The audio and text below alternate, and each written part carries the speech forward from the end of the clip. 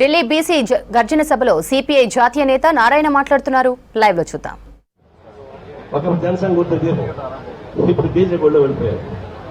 ఆయన ఎవరు గుర్తిస్తారు అంటే స్టూడెంట్ చేసి బీసీ కోసం కొట్టుకున్నాడు.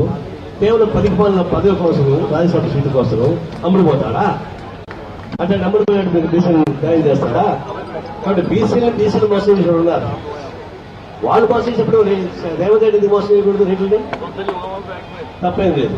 ఇది ఒక సిద్ధాంత పరంగా రాజకీయ పరంగా నిర్ణయంగా ఉండదు చేయగలిగే పర్లేదు, సాధ్యం కాదు.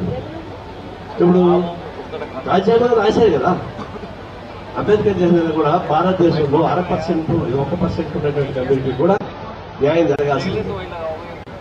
7 అడుగులు తాటి చెట్టు పొడుగు వెళ్ళడం మోడీకి కానీ లేదంటే మన మంత్రికి కానీ పొడుగు తేడా ఉండొచ్చు, కానీ పొడుగు పొట్టి కాదు. కేవలం తాటి చెట్టుగా పెరగడం కాదు.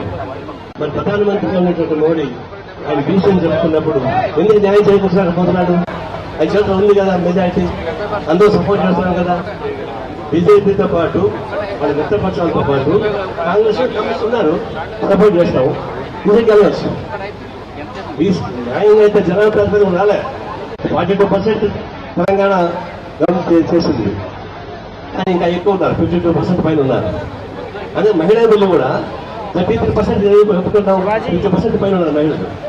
ఏదో రాజీవ్ నాయకులకు కొంత రావాలని ఉద్దేశంతో 33% ఒప్పుకుంటా దాన్ని అమలు చేయడం సాధ్యం చేయడం లేదు. బీసీలు సంఖ్య ఎక్కువ ఉన్నా కూడా రాజీవ్ మార్గంగా అంత సాధ్యం కాదని చెప్పేసి 42% తెలంగాణ గవర్నమెంట్ తీసుకుంటే. కాబట్టి అందరికీ రావాలి కాదు, ఒక్కొక్క ఇంటి తెచ్చుకుంటూ పోవాలి. దీనికి సంబంధించిన రాజకీయ హక్కులు కావాలి. మీకు ఎంత ఇస్తాను కాదు, సంక్షేమ పథకాలు అందిస్తాను కాదు, రాజకీయ హక్కులు కావాలా, పరిపాలన మాకు భాగస్వామ్యం కావాలని చెప్పేసి పరిపాలన సాగిస్తాను. అది ఏంటంటే మనం మొట్టమొదట బీసీకి ఒక అవకాశం కల్పించారు. ఇప్పుడు రేవంత్ రెడ్డి దీన్ని మొదలు పెట్టారు. ఇది జాతీయ స్థాయిలో పోవాలి. జాతీయ స్థాయిలో పోవడానికి నేషనల్ పార్టీ కాబట్టి, కాంగ్రెస్ పార్టీ కానీ కమ్యూనిస్ట్ నేషనల్ పార్టీ కాబట్టి తప్పనిసరిగా జాతీయ స్థాయిలో కూడా దీన్ని సాధించేందుకు ఉపయోగపడే పద్ధతుల్లో కమ్యూనిస్ట్ పార్టీ దీంతో ఉంటామని హామీ ఇస్తా సెలవు తీసుకుంటామని.